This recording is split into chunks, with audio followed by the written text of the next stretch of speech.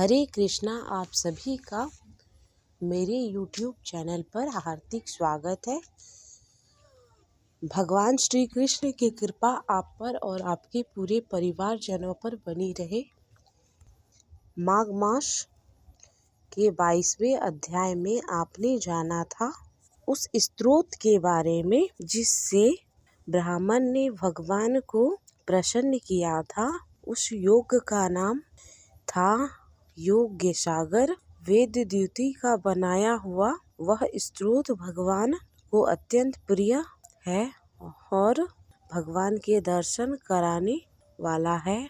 इसके बाद लोमश ऋषि ने पिशाच मोक्ष की जो कथा सुनाई उसका वर्णन अब आप माघ मास महात्म्य के अध्याय 23 में आइए रसपान करते हैं। माघ मास महात्म्य के अध्याय 23।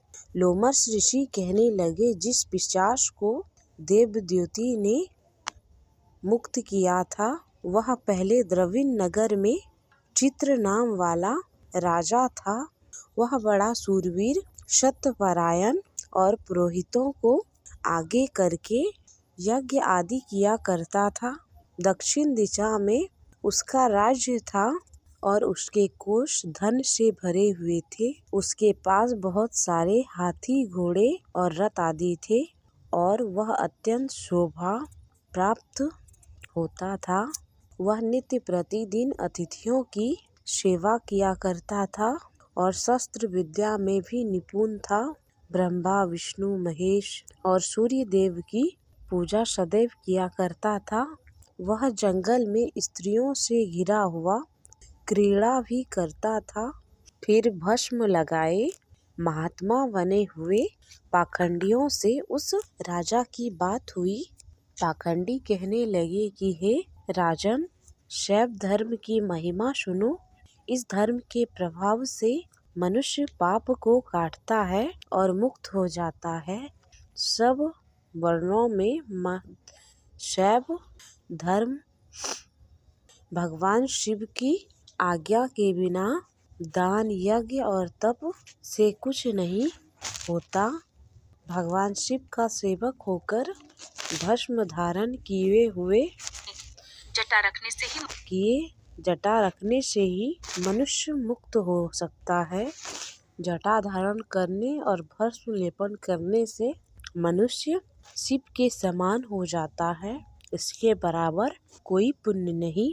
जटा और भस्म धारण किए हुए सभी योगी भगवान शिव के समान होते हैं। सब योगी भगवान शिव के ही समान होते हैं।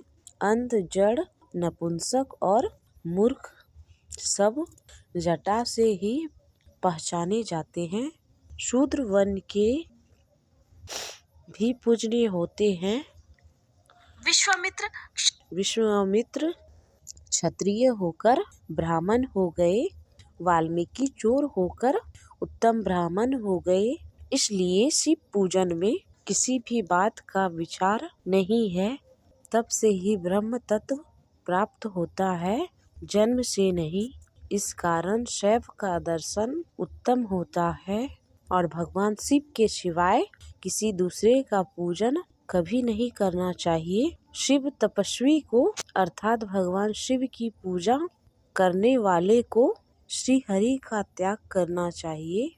भगवान विष्णु का मूर्ति का पूजन नहीं करना चाहिए।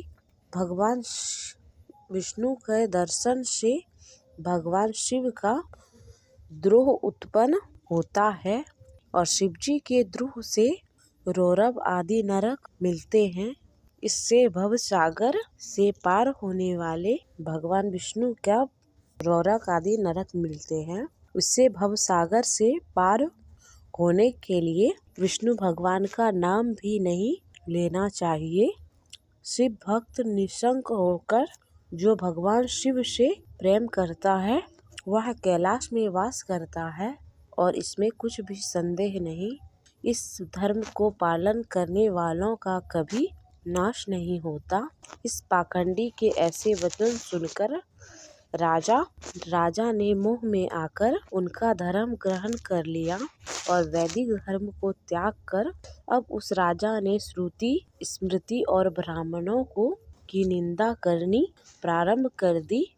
उसने अपने घर के अग्निहोत्र को बुझा दिया और धर्म के कार्य करने भी बंद कर दिए और श्री विष्णु की निंदा और वैष्णवों की से द्वेष करने लगा और कहने लगा, कहाँ है विष्णु, कहाँ देखा जाता है, कहाँ रहता है, किसने देखा है।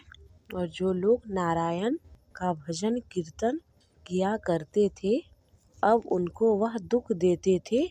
पाखंडियों का मत ग्रहण कर राजा वैदिक धर्म व्रत दान और वैदिक को भी नहीं मानता था। अन्याय से दंड दे वह कामी राजा सदा स्त्रियों के सम्मुख से घिरा रहता था और क्रोध करने लगा।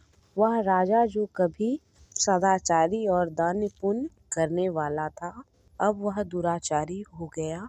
वह गुरु और पुरोहित के वचनों को भी नहीं मानता था। पाखंडियों पर विश्वास करता हुआ उनको गांव, हाथी, घोड़े और स्वर्ण आदि दान देने लगा। उनके सभी कार्य करने लगा।